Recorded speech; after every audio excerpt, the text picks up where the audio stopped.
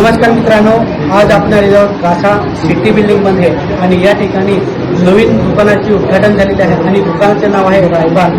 सध्या आपण त्या ठिकाणी आहोत आणि खूप छान कपडे वगैरे आहेत, शर्ट आणि पॅन्ट वगैरे खूप छान पद्धतीने झाले आहेत। नवीन नवीन डिझाईनचे आहेत, तुम्हाला मी या व्हिडिओच्या माध्यमातून तुम्हाला मी दाखवत आहे। चला व्हिडिओला कंटिन्यू ठेवूया।